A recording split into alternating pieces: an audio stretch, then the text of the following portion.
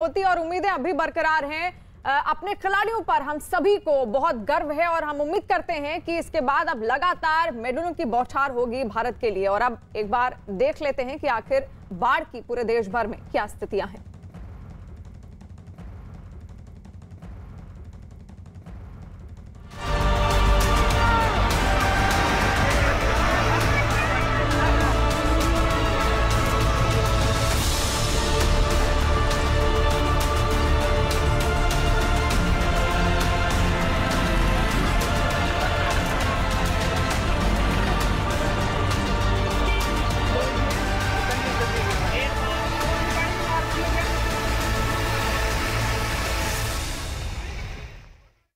इस समय देश के कई हिस्से भारी बारिश, बाढ़ और जमीन खिसकने की घटना से मुसीबत की मार झेल रहे हैं। हम आपको 5 तस्वीरें दिखा रहे हैं जो ये बयां कर रही हैं कि किस तरह से लोग भारी बारिश की वजह से परेशानियों का सामना कर रहे हैं। पहाड़ से लेकर मैदान तक लोग आसमान से बरसी इस आफत का शिकार हो रहे हैं। कहीं पुल गए तो कहीं पहाड़ की जमीन खिसक गई, कहीं बाढ़ जैसे हालात लोगों के लिए मुसीबत का सबब बन गए हैं, तो कहीं गांव के गांव टापू बने नजर आए।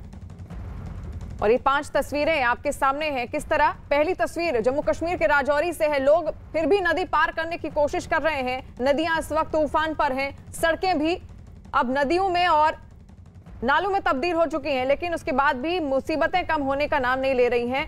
ये आसमान से बरसी आफत है जो इस वक्त पूरे देश भर में टूटी है।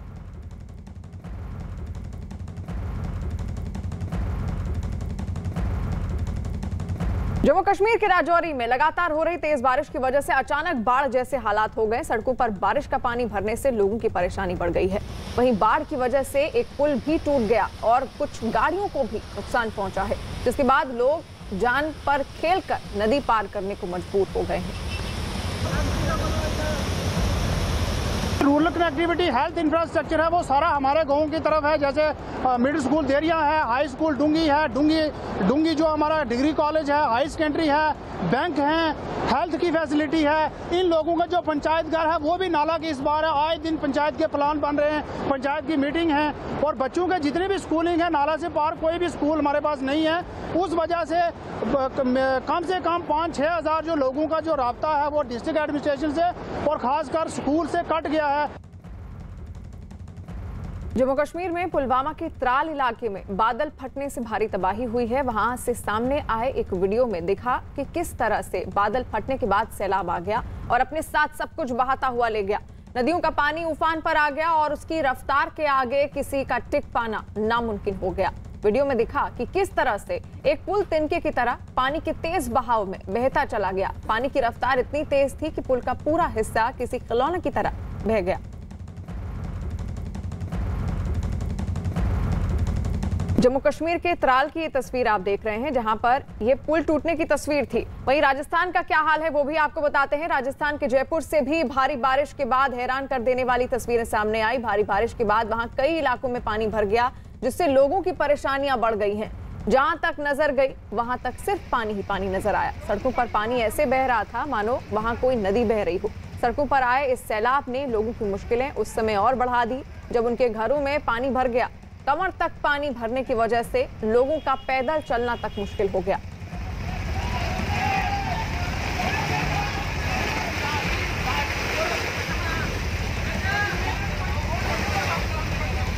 और जावेद मंसूरी दिल्ली से हमारे साथ लाइव जुड़ गए हैं और अरबाज जयपुर से हमारे साथ लाइव जुड़ गए हैं। अरबाज, पहले जयपुर का ही रुख कर लेते हैं। वहां पर किस तरह के हालात इस वक्त बने हुए हैं, लोगों को किस तरह की परेशानियों का सामना करना पड़ रहा है, एक बार बताइए।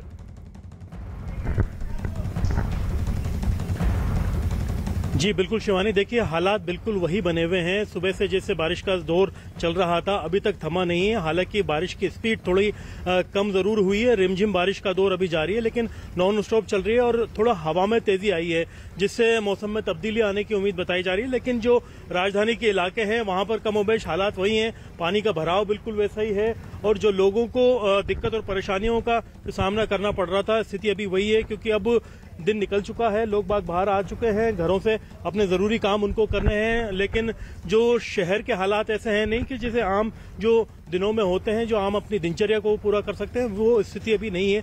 शहर की कई बस्तियों में जो है पानी भरा हुआ है। अभी जो जयपुर के पास एक कस्बा है कोटपुतली, वहां से भी खबर आई है कि एक 3 मंजिला मकान ढह गया है। वहां पर कोई मकान का जो रहने वाला था उसमें उसको किसी को नुकसान नहीं हो, वक्त रहते लोगों को बाहर निकाल लिया गया है। सवाई माधोपुर जो जिला है राजस्थान का, वहां से ये खबर है कि वहां पर शहरों में काफी पानी भर गया है। जयपुर में भी कमोबेश यही हाल है। जो यहाँ की अगर बात की जाए, जो अजमेर रोड के पास की तरफ कुछ इलाकों में सड़क धंसने का मामला सामने आया, जिससे आसपास के लोगों का कनेक्शन कट गया, जिससे लोगों को वहां पर आवागमन करने में काफी परेशानी का सामना करना पड़ रहा है। फिलहाल जो स्थिति है बारिश की वो वही है, और बारिश जो है अरबाज आपको रोकना चाहूंगी। और इस वक्त की बड़ी खबर सामने आ रही है जहां पर पंजाब के तरन तारण में घुसपैठिए ढेर कर दिए गए हैं। भारत पाक सीमा पर 2 घुसपैठिए ढेर किए गए हैं। बीएसएफ ने पाकिस्तानी घुसपैठियों को ढेर कर दिया है। इस वक्त की बड़ी खबर न्यूज 18 के चमन पलानिया की खबर है जो हम आप तक पहुंचा रहे हैं, जहां पर पंजाब के तरन तारण में 2 घुसपैठिए सुरक्षा बलों द्वारा ढेर कर दिए गए हैं। भारत पाक सीमा पर ये 2 घुसपैठिए आने का प्रवेश कर रहे थे, जहां पर कोशिश कर रहे थे भीतर आने की, और वहां पर उनको ढेर कर दिया गया है सुरक्षा बलों द्वारा। न्यूज 18 के चमन पलानिया की खबर है जो हम आप तक पहुंचा रहे हैं। पंजाब के तरन तारण से इस वक्त की बड़ी खबर, जहां पर 2 घुसपैठिए ढेर कर दिए गए हैं भारत पाक सीमा पर। इन दोनों घुसपैठियों को ढेर कर दिया गया है। बीएसएफ ने पाकिस्तानी घुसपैठ की इस कोशिश को नाकाम कर दिया है। एक बार फिर से पंजाब के तरन तारण में घुसपैठिए ढेर कर दिए गए हैं। भारत पाक सीमा पर 2 घुसपैठिए ढेर किए गए हैं बीएसएफ द्वारा। बीएसएफ ने पाकिस्तान की एक और साजिश को नाकाम कर दिया है। चमन पलानिया हमारे साथ फोन लाइन पर जुड़ गए हैं। चमन, एक और कोशिश यहां पर नाकाम कर दी गई है पाकिस्तान की ओर से। जी देखिए, भारतीय अंतर्राष्ट्रीय सीमा के पास आज तरन तारण के पास जो है बीएसएफ के जवानों ने देर रात कल पाकिस्तान के 2 घुसपैठिए भारत की सीमा में दाखिल होने की कोशिश कर रहे थे, लेकिन बीएसएफ के जवानों ने उनको वहीं पे ढेर कर दिया। और इसकी जो सूचना है वो लगभग अभी बीएसएफ के द्वारा दी गई कि देर रात जो है वो लगातार ही जो पाकिस्तान के घुसपैठी हैं वो भारतीय सीमा में घुसने की कोशिश करते रहते हैं, लेकिन बीएसएफ ने चौकसी दिखाते हुए उनको वहीं पर ढेर कर दिया। बिल्कुल, यानी कि बीएसएफ को एक बड़ी सफलता हाथ लगी है, जहां पर आपको बता दें कि पंजाब के तरन तारण जिले में 2 घुसपैठियों को ढेर कर दिया गया है। राजस्थान के धौलपुर में भारी बारिश के बाद वहां बाढ़ जैसे हालात दिखे। सड़कों पर सैलाब का सितम ऐसा दिखा कि वहां पैदल चलना तक मुश्किल हो गया है। इस बीच वहां से सामने आई एक तस्वीर में दिखा कि सड़क पर आए सैलाब के बीच एक ट्रक फंस गया। बताया गया कि पानी के तेज बहाव के बीच से ड्राइवर ने ट्रक को निकालने की कोशिश की, लेकिन वो इसमें कामयाब हो पाते इससे पहले ही पानी के तेज बहाव में वो फंस गए। गनीमत ये रही कि समय रहते ट्रक में मौजूद लोगों को किसी तरह निकाल लिया गया।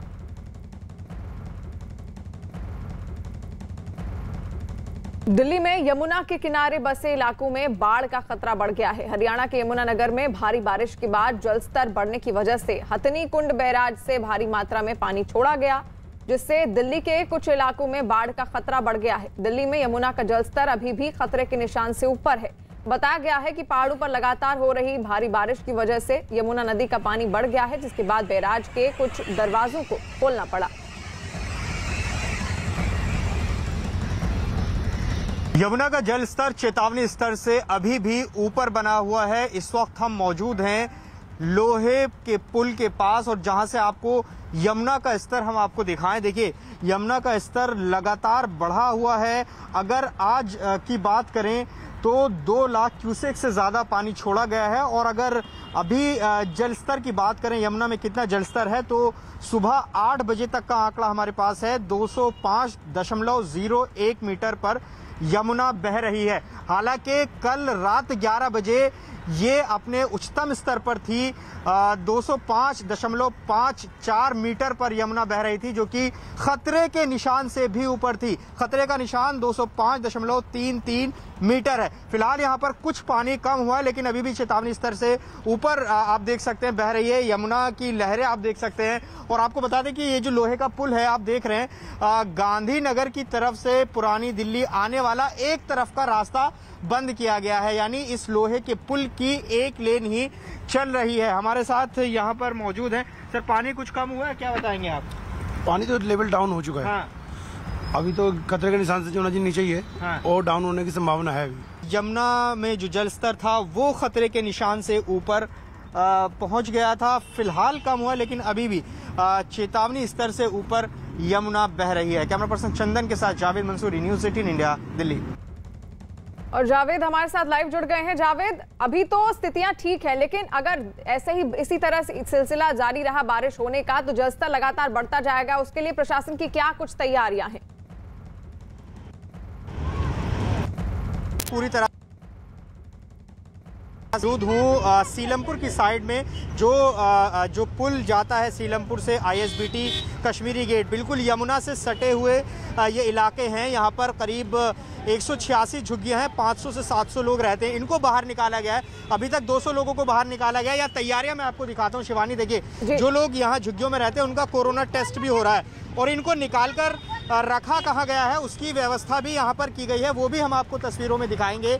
देखिए, ये फिलहाल कोरोना टेस्ट की तस्वीरें आप देख सकते हैं। लेकिन यहाँ इस तरफ जो ये सड़क की एक लेन है, जो सर्विस लेन है, यहाँ पर देखिए किस तरह से कैंप्स लगाए गए हैं। 200 लोगों को यहाँ से इवैक्यूएट कल किया गया था। पानी भर गया था, झुग्गियाँ उनकी डूब गई थी। उन लोगों को फिलहाल इन कैंप्स में यहाँ पर रखा है। आप देखेंगे तस्वीरों में किस तरह से यहाँ इनके लिए व्यवस्था प्रशासन ने की है। पूरी तरह से जो DDMA है वो यहाँ पर अपना काम कर रहा है। यहाँ भाई साहब, कितना पानी था कल अंदर? कल तो ज़्यादा। घूम जाइए थोड़ा सा। हाँ, कितना पानी? झुग्गियाँ डूब गई थी आपकी? हाँ, 1-2 डूब गई थी अभी। अच्छा। तो हाँ, अभी तो पानी अभी बता रहे हैं कि और छोड़ा जाएगा अभी। अच्छा। तो इस वजह से ऊपर शिफ्ट कर दिया है। ऊपर शिफ्ट कर दिया। तो यहाँ पे अभी क्या क्या व्यवस्था की गई है आपके लिए? अभी तो यहाँ तो कुछ नहीं, अभी तो कोई व्यवस्था नहीं है। अब हो जाएगी थोड़ा थोड़ा, अभी हो जाएगी। फिलहाल हाँ, रहने की व्यवस्था यहाँ जी 100 झुग्गियाँ जो उधमपुर सब डिवीजन है इसके आसपास लगाई गई है। बिल्कुल, यानी कि लोगों को तैयारियों की जी लोगों की मदद की जा रही है, और जो जिनकी झुग्गियां यमुना के आसपास हैं उनको वहां से हटाकर सुरक्षित स्थानों पर पहुंचाया जा रहा है। ठीक है, अब यूपी में बारिश का किस तरह का असर देखने को मिला है वो भी आपको बताते हैं। भारी बारिश का असर यूपी के उन्नाव में भी दिखा, जहां पानी की चपेट में आने से वहां बन रहा एक पुल बह गया, जिसके बाद लोगों की परेशानियां इतनी बढ़ गई कि रास्ता पार करने के लिए लोगों को अपनी जान पर खेलना पड़ा। सामने आई तस्वीरों में दिखा कि किस तरह से लोग पानी से भरे रास्ते से निकलने के लिए अपनी जान जोखिम में डाल रहे थे। बताया गया कि भारी बारिश की वजह से वहां कई इलाकों में पानी भर गया। इस बीच प्रशासन ने लोगों से सावधानी बरतने की अपील की। और उत्तर प्रदेश के उन्नाव की तस्वीर आप देख रहे हैं, जहां पर बारिश इतनी तेज हुई कि एक पुल उसमें डूब गया। और ये पुल की तस्वीरें हैं। ये पुल निर्माणाधीन था, किस तरह बनाया जा रहा था, लेकिन बारिश हुई, उसके बाद पुल मलबे में तब्दील हो गया और लोगों का आना जाना वहां से दूभर हो गया। अरबाज हमारे साथ जुड़े हुए हैं जयपुर से। अरबाज, जयपुर में इस वक्त किस तरह के हालात हैं? वहां पर लोगों को किस तरह की परेशानियां हो रही हैं, और क्या ऐसे इलाके भी हैं जहां पर NDRF भी तैनात की गई है? देखिए, जो निचली बस्तियां हैं वहां पर बाकायदा जो NDRF है, SDRF है, उनकी बाकायदा टीम्स को अलर्ट किया गया है कि जो भी इस तरह की स्थिति हो, परेशानी हो, अगर बारिश का स्तर ज्यादा बढ़ता है, उनके घरों में पानी बढ़ता है, तो वहां पर वो तुरंत रिस्पॉन्स करें। लेकिन जो आसपास के इलाके हैं उनकी, जैसे हमने जिक्र किया था अभी थोड़ी देर पहले, मधरामपुरा की बस्ती है, जो शहर के बाहरी इलाके हैं, जलमहल के आसपास की कुछ बस्तियां हैं, कुछ यहाँ पर खानिया बंदा एक इलाका है, यहाँ पर जो खोनागोरियन एक इलाका है, वहां पर खासतौर पर ध्यान रखने के लिए कहा गया है, क्योंकि निचली इलाकों की बस्तियां हैं शहर के चारों तरफ, जहां से पानी की निकासी होती है, वहां पर जल भराव हो जाता है। जो सुबह 5:30 बजे तक 77 mm की बारिश दर्ज की गई थी। उसके बाद से लगातार बारिश का सिलसिला जारी है, और बारिश का ये जो सिलसिला जारी है, आप देखिए कि नॉन स्टॉप 5:30 के बाद में अब करीब 11 बजने वाले हैं, और इस स्थिति में भी जो है बारिश लगातार जारी है। ऐसे में जो बारिश की काउंटिंग है वो भी बढ़ती जा रही है। जो मौसम विभाग है कुछ देर में बुलेटिन जारी करेगा, बताएगा कि अभी तक कितना रेनफॉल हो चुका है, और नया जो अपडेट है वो भी जारी करेगा कि अब अगले आने वाले 2 से 4 घंटे में क्या एहतियात बरतना है, क्योंकि पहले जो अलर्ट दिया गया था उसमें लगातार 4 से 5 घंटे काफी अच्छी बारिश हुई है। ऐसे में सभी लोग इस चीज का इंतजार कर रहे हैं कि आगे मौसम कैसा रहेगा। मैं कैमरामैन से कहना चाहूंगा, घनश्याम से, कि वो थोड़ा दिखाए कि मौसम थोड़ा बहुत खुलने लगा है, घटाएं थोड़ी बहुत जो है काली थी, जितनी उससे कम काली हुई, लेकिन बादल बदस्तूर बने हुए हैं। हवा का जो है यहाँ पर सिलसिला एक तरह से चलने लगा है, जिससे उम्मीद ये की जानी चाहिए कि कुछ देर में शायद यहाँ पर मौसम खुले या फिर कुछ आसार नजर आए। लेकिन अभी भी आप देखिए कि रिमझिम बारिश जारी है, बारिश अभी रुकी नहीं है। और जो हालात हैं, ऐसे में सरकार की तरफ से जो इंतजाम किए जाने चाहिए थे, उनको लेकर के जो अहम जिम्मेदार लोगों को जो जिम्मेदारियां दी गई हैं, उन्हें ग्राउंड पर पहुंचने की जरूरत है, क्योंकि वहां पर कुछ भी इस तरह की स्थिति होती है, अनहोनी होती है, तो तुरंत रिस्पॉन्स करना जरूरी है। देखिए शिवानी, कुछ दिन पहले अगर 11 जुलाई की बात करें, आपने देखा होगा कि जयपुर में आमेर महल के पास में बहुत खतरनाक बिजली गिरी थी, जिससे बहुत नुकसान हुआ था, 11 लोगों की जान चली गई थी। ऐसे में वहां पर रिस्पॉन्स करने में अगर सही वक्त लगता तो लोगों को उतना नुकसान नहीं होता। अभी भी इन चीजों का ध्यान रखना होगा, क्योंकि मौसम विभाग भारी बारिश की चेतावनी पहले भी दे चुका था और काफी ज्यादा बारिश अब हो चुकी है। और अभी भी मौसम जो है लगातार वैसा बने रहने के आसार जताए जा रहे हैं कि जो जयपुर है और यहाँ के आसपास के जिले हैं, यहाँ पर बारिश यूं ही मुसलसल जारी रहेगी। कुछ इलाकों में रुक रुक करके, कुछ इलाकों में छितराई हुई और कुछ इलाकों में बहुत तेज बारिश की यहाँ पर जो है संभावना जताई गई थी मौसम विभाग की तरफ से। जयपुर में फिलहाल भारी बारिश हुई है, काफी ज्यादा जो है रेनफॉल यहाँ पर दर्ज किया गया है, क्योंकि अभी तक के जो शुरुआत के आंकड़े थे जुलाई के, वो बहुत अच्छे नहीं थे। लेकिन अगस्त के आगमन से पहले आप देखिए कि आखिरी आज दिन है जुलाई का और एक अच्छी बारिश यहाँ पर दर्ज की गई, जिससे जो रिकॉर्ड है पूरा अब तक का अगर देखा जाए रेनफॉल का, वो काफी सुधरा है। लेकिन इससे लोगों को फायदा कितना पहुंचेगा, ये एक समझने वाली बात होगी, क्योंकि आसपास के जो बांध हैं जहां पर पानी पहुंचे, जिससे लोगों को फायदा हो। क्योंकि देखिए बारिश होने से राजस्थान में लोगों के चेहरे खिल जाते हैं। अगर यहाँ बारिश होती है तो ये साल भर का पानी सहेजते हैं, ऐसे में इस पानी को समेटना संभालना बहुत जरूरी है। बिल्कुल, संभालना बहुत जरूरी है और प्रशासन भी वहां पर लगातार मुस्तैद है ताकि लोगों को किसी तरह की परेशानी ना हो। पश्चिम बंगाल के आसनसोल में भारी बारिश की वजह से बाढ़ जैसे हालात बन गए। भारी बारिश के बाद वहां कई इलाकों में पानी भर गया, जिससे लोगों की परेशानियां बढ़ गई। कमर तक पानी भरने की वजह से लोगों का पैदल चलना तक मुश्किल हो गया। जहां तक नजर गई वहां तक सिर्फ पानी ही पानी नजर आया। सड़कों पर पानी ऐसे बह रहा था मानो वहां कोई नदी बह रही हो। सड़कों पर आए इस सैलाब ने लोगों की मुश्किलें उस समय और बढ़ा दी जब उनके घरों में पानी भर गया। झारखंड के रामगढ़ इलाके में भारी बारिश के बाद वहां नदियों का पानी उफान पर आ गया, जिसके बाद नदी के किनारे बसे कई इलाकों में पानी भर गया, जिससे लोगों की मुश्किलें बढ़ गई हैं। वहीं नदी के किनारे बने मंदिरों के घाट भी पूरी तरह से पानी में डूबे नजर आए। इस बीच प्रशासन ने लोगों को नदी के किनारों से दूर रहने की चेतावनी दी है। और जावेद हमारे साथ दिल्ली से लाइव जुड़े हुए हैं। जावेद, किस तरह के हालात देखने को मिल रहे हैं और क्या अब भी मौसम विभाग द्वारा अलर्ट जारी किया गया है? देखिए, अगर मैं मौसम की बात करूं, अभी भी बारिश हो सकती है। बादल छाए हुए हैं और अगर हम यमुना को दिखाएं तो देखिए, हम यहां से आपको दिखाना चाहें थोड़ा सा जूम करके, तो यहाँ से हालांकि आपको स्तर नहीं पता चलेगा, लेकिन जो आंकड़े हैं, जो यमुना का जल स्तर है वो 205 मीटर के आसपास बना हुआ है। जो 10 बजे का डाटा हमारे पास आया है वो है 204.97 मीटर। ये चेतावनी स्तर से ऊपर है। हालांकि जो खतरे का निशान था अब उससे नीचे आ गई है, लेकिन जिस तरह से पानी छोड़ा गया हथनीकुंड बैराज से, कल 6.5 लाख छोड़ा गया और अभी तक 2 लाख क्यूसेक से ज़्यादा पानी छोड़ा गया है, तो वो स्थिति देखनी होगी कि जब वो पानी पहुंचेगा क्या स्थिति बनेगी। मैं यहाँ निचले इलाके दिखाना चाहूँगा। देखिए, पुल के आसपास, जो पुल के निचला इलाका है, अभी भी यहाँ पर झुग्गी बनी हुई है। कुछ लोगों को इवैक्यूएट करा लिया गया जो बिल्कुल यमुना के किनारे थे। वहाँ से 200 लोगों को ऊपर की तरफ बुलाया गया है और उनको यहाँ जो सड़क के पास कैंप्स बनाए गए हैं वहाँ रखा गया है। तो प्रशासन की पूरी तरह से तैयारी है। जो डिज़ास्टर मैनेजमेंट है वो पूरी तरह से यहाँ पर, देखिए उसकी गाड़ी आपको नज़र आएगी, वो पूरी तरह से तैनात यहाँ पर है। एम्बुलेंस यहाँ पर आपको नज़र आएगी जो एहतियातन यहाँ पर खड़ी की हुई है। तो ये स्थिति है, ये तैयारियां हैं प्रशासन की। और लगातार जो फ्लड डिपार्टमेंट है वो यमुना के जलस्तर पर नज़र बनाए हुए है, निगरानी कर रहा है और प्रशासन ने जी बिल्कुल जावेद, बिल्कुल। वहीं अब आगे बढ़ते हैं और जज उत्तम आनंद की मौत के मामले में बड़ी खबर आ रही है। न्यूज़ 18 के चंद्रमोहन कुमार की खबर है कि एसआईटी को जज उत्तम आनंद की पोस्टमार्टम रिपोर्ट मिल गई है। सूत्रों के मुताबिक जज उत्तम आनंद के सिर पर चोट के निशान मिले हैं। एसआईटी को शक है कि ऑटो से टक्कर मारने से पहले जज उत्तम आनंद पर लोहे के किसी भारी सामान से हमला किया गया है। इस वक्त की बड़ी खबर हम आप तक पहुंचा रहे हैं, जहां पर जज पर भारी सामान से हमले की भी आशंका जताई जा रही है। जो एसआईटी है उसको पोस्टमार्टम रिपोर्ट मिल गई है जज उत्तम आनंद की। न्यूज़ 18 के चंद्रमोहन कुमार की खबर है, जहां पर जज उत्तम आनंद के सिर पर चोट की भी आशंका जताई जा रही है, क्योंकि पोस्टमार्टम रिपोर्ट में कुछ इसी तरह के इशारे हैं, इसी तरह के संकेत हैं। चंद्रमोहन हमारे साथ लाइव जुड़ गए हैं। चंद्रमोहन, और क्या जानकारी है जज उत्तम आनंद की इस पोस्टमार्टम रिपोर्ट को?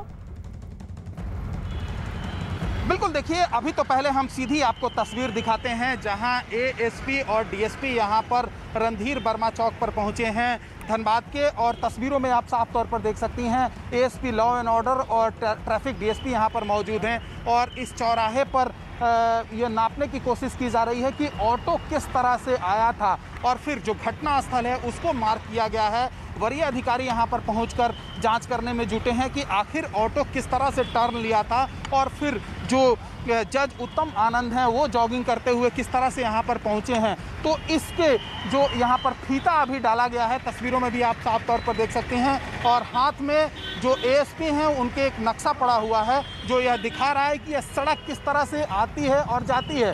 और ये जो यहाँ पर अधिकारी मौजूद हैं, जो यहाँ पर और लोग भी पहुँचे हैं, उनसे यह जानकारी जुटाई जाने की कोशिश की जा रही है कि किस तरह से ऑटो जो है वो सामने से आता है, और फिर किस तरह से जो उत्तम आनंद है वो यहाँ पर दौड़ते हुए जॉगिंग करते हुए पहुँचे थे। और ये घटना स्थल है जहाँ पर ये वरीय अधिकारी अभी यहाँ पर पहुँचे हुए थे, और फिर वहाँ पर मार्क किया गया है कि जो हिट पॉइंट था वो हिट पॉइंट पर कैसे वो दौड़ते हुए फिर आगे बढ़े थे, और फिर उसके बाद पीछे से इस रोड पर कट लेकर ऑटो पहुंचा था, फिर उनको हिट करके निकल गया। तो वो हम आपको तस्वीर भी दिखाते हैं अभी कि जो हिट पॉइंट है उसको यहाँ पर मार्क किया गया है, और आपको ये तस्वीर हम दिखाते हैं। देखिए यहाँ पर वरीय अधिकारी पहुँचे थे जिसको मार्क किया गया है यहाँ पर, और उसके बाद फिर ऑटो यहीं से टर्न लेकर आगे बढ़ा था। और सामने रणधीर वर्मा चौक है जहां पर ये सीसीटीवी कैमरा लगा हुआ है, और इस कैमरे में जो कैद हुआ है उसमें एक शख्स जब ऑटो आगे बढ़ता है उसके पीछे पीछे मोटरसाइकिल एक आती है जिस पर जो लोग सवार हैं उनको आइडेंटिफाई करने की कोशिश की जा रही है। और जो यहाँ पर फीता है, रणधीर वर्मा चौक जो है, इस पर फीता डालकर यह नापने की कोशिश की जा रही है कि जो इसकी लंबाई और चौड़ाई है, और किस तरह से जो ये सफ़ेद रंग का यहाँ से जो मार्क लगाया हुआ है वहाँ तक ये ऑटो किस तरह से पहुँचा। और फिर जो जज हैं वो इधर से दौड़ते हुए जॉगिंग करते हुए आगे बढ़े थे। तो एएसपी लॉ एंड ऑर्डर हैं साथ में, और ट्रैफिक डीएसपी यहाँ पर पहुँचे हैं, जो एसआईटी की टीम है उसके लोग भी यहाँ पर पहुँचे हैं। और फिर यह नापने की कोशिश की जा रही है कि जो ये सड़क की जो चौड़ाई है उसके बीच से किस तरह से जो जाने का रास्ता है वो बनाया गया है, और फिर जो हिट पॉइंट है जहाँ से ऑटो ने टक्कर मारते हुए फिर आगे बढ़ा है और फिर वो फरार हो गया है। तो इसके और उसके बीच की दूरी और साथ ही यह भी खंगालने की कोशिश की जाएगी इसके बाद कि आखिर जो सीसीटीवी कैमरा लगा हुआ है उसमें जो शख्स दिख रहा है वो कौन है, उसका भी पता लगाया जा रहा है। और जो डंप टेक्नोलॉजी है उसके तहत जो भी मोबाइल नेटवर्क उस समय काम कर रहा था, मोबाइल नंबर काम कर रहा था, उसके भी सीडीआर खंगाले जाएंगे कि जज की जो मौत हुई है कहीं वो एक बड़ी साजिश तो नहीं है। तो पुलिस यह दावा कर रही है कि जल्दी इसका खुलासा हो जाएगा, लेकिन वरीय अधिकारी अभी घटनास्थल पर पहुंचे हैं और पूरे मामले की जाँच चल रही है। बिल्कुल, तो पूरे मामले की जाँच चल रही है और सबको सच्चाई का इंतजार है कि आखिर इस पूरी जो मौत हुई है जज उत्तम आनंद की उसका पूरा सच क्या है। आगे बढ़ेंगे। वहीं जज उत्तम आनंद की मौत के मामले में सामने आए सीसीटीवी वीडियो में दिख रहे एक संदिग्ध बाइक वाले ने इस कांड को नया मोड़ दे दिया है, क्योंकि ऑटो की टक्कर से ठीक पहले सड़क की दूसरी ओर एक बाइक वाला नजर आ रहा है जिसने गर्दन घुमाकर जॉगिंग कर रहे जज की ओर देखा। इसके ठीक बाद पीछे से आए एक ऑटो ने लाइन बदलकर मॉर्निंग वॉक कर रहे जज उत्तम आनंद को जोरदार टक्कर मार दी। टक्कर लगते ही जज उत्तम आनंद बेसुध होकर सड़क के किनारे गिर गए और ऑटो वाला फिर लाइन बदलकर तेजी से निकल गया। इसके बाद एक बार फिर वही संदिग्ध बाइक वाला सड़क की इस ओर दिखाई दिया और वो जमीन पर गिरे जज उत्तम आनंद को देखते हुए आगे बढ़ गया। सवाल उठता है कि क्या ये बाइक वाला भी इस पूरी साजिश में शामिल था?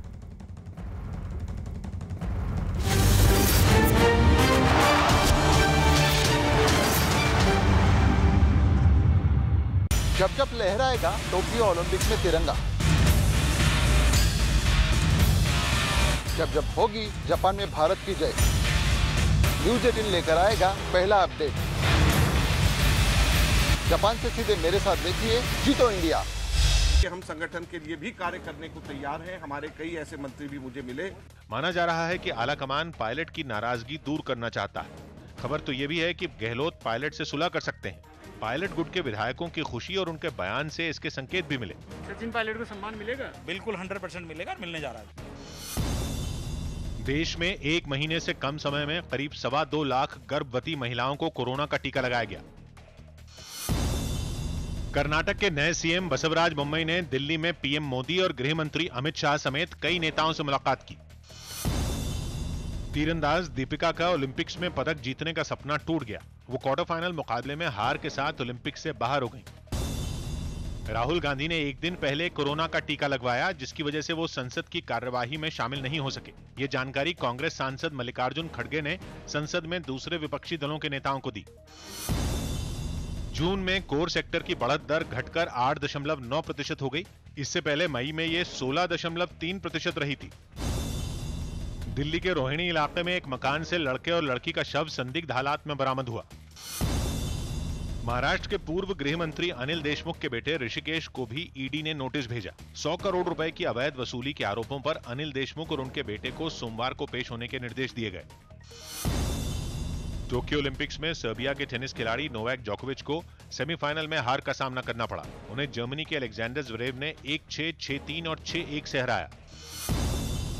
शिखर धवन और संजू सैमसन समेत कई भारतीय खिलाड़ी श्रीलंका से स्वदेश लौट आए। हालांकि जिन खिलाड़ियों की कोरोना रिपोर्ट पॉजिटिव आई है वो अभी श्रीलंका में ही रुके हुए हैं। केरल में कोरोना मरीजों के बढ़ने पर किए गए राहुल के ट्वीट पर जबानी जंग छिड़ गई। केरल के वायनाड से सांसद राहुल ने अपने ट्वीट में राज्य के लोगों से अपील की कि वो कोरोना नियमों का पालन करें, क्योंकि वहां के हालात परेशानी बढ़ा रहे हैं। केरल में लेफ्ट की सरकार है, इसलिए उसने राहुल के ट्वीट पर प्रतिक्रिया दी और तर्क दिया कि केरल में टेस्ट हो रहे हैं, इसलिए केस ज्यादा मिल रहे हैं। We are testing in other states, in villages who are testing, they are not doing anything. लेकिन इस ट्वीट के बाद राहुल बीजेपी के निशाने पर आ गए और उसने ये आरोप लगाया कि राहुल गांधी कोरोना पर सदन में चर्चा नहीं करना चाहते। संसद के अंदर जब कोविड पे चर्चा का नोटिस था, राहुल गांधी जी खुद नदारद रहे पार्लियामेंट हाउस से। जम्मू कश्मीर के सांबा में एक संदिग्ध ड्रोन दिखाई दिया, जिसके बाद सुरक्षा बल ने इलाके में सर्च ऑपरेशन चलाया। असम सरकार ने मिजोरम सीमा विवाद के बीच एक ट्रैवल एडवाइजरी जारी की, जिसमें असम के लोगों को मिजोरम की यात्रा न करने की सलाह दी गई। हम लोगों को खाली परामर्श दिया हो, रोक नहीं लगाया। पंजाब सरकार ने ओलंपिक्स में हॉकी खिलाड़ियों के लिए बड़ी इनामी राशि का ऐलान किया। वहां के खेल मंत्री राणा गुरमीत सोढ़ी ने बताया कि अगर टीम गोल्ड जीती तो राज्य के हर खिलाड़ी को 2 करोड़ 25 लाख रुपए की रकम दी जाएगी। मुंबई के नगर निगम बीएमसी ने दिव्यांग और बुजुर्गों को उनके घर जाकर कोरोना का टीका लगाने के अभियान की शुरुआत कर दी। मुंबई महानगर पालिका ने इसकी शुरुआत हमारे केईस वार्ड से की है। गुजरात के वडोदरा में एक परिवार ने एसएसजी अस्पताल पर लापरवाही का आरोप लगाया। इस परिवार का दावा है कि अस्पताल में भर्ती उनके मरीज के मुंह पर चींटियां घूम रही थीं, जिसकी शिकायत करने पर अस्पताल प्रशासन ने उनके साथ बदसलूकी की। अब इस मामले में अस्पताल प्रशासन ने जांच के बाद कार्रवाई का भरोसा दिया है। मुक्केबाज एमसी मैरीकॉम ने टोक्यो ओलंपिक्स में अपनी हार पर एक बार फिर सवाल उठाए। उन्होंने दावा किया कि 3 में 2 राउंड जीतने के बाद भी उनकी जीत का ऐलान नहीं किया गया। यही नहीं, उन्होंने मुकाबले से कुछ वक्त पहले अपनी ड्रेस बदले जाने पर भी सवाल खड़े किए। तो ये लोग बता रहे कि ये पहनेगा तो आप फाइट नहीं कर सकती और ये पहनना पड़ेगा। केंद्रीय मंत्री किरेन रिजिजू ने भी मैरीकॉम की हार को दुर्भाग्यपूर्ण बताया। अनफॉर्चुनेट इसलिए लगा कि 2 राउंड, सेकेंड राउंड और थर्ड राउंड जीती, लेकिन टेक्निकल कारण से 1 पॉइंट से हार गई। केंद्रीय खेल राज्य मंत्री निशित प्रमाणिक भी मैरीकॉम के समर्थन में उतरे और उन्हें सुपरस्टार बताया। मैरीकॉम भी देश का बेटी है, देश मैरीकॉम के भी साथ है। आंध्र प्रदेश में सरकार ने 14 अगस्त तक नाइट कर्फ्यू बढ़ाने का फैसला लिया। ये कर्फ्यू रात 10 बजे से सुबह 6 बजे तक लागू रहेगा।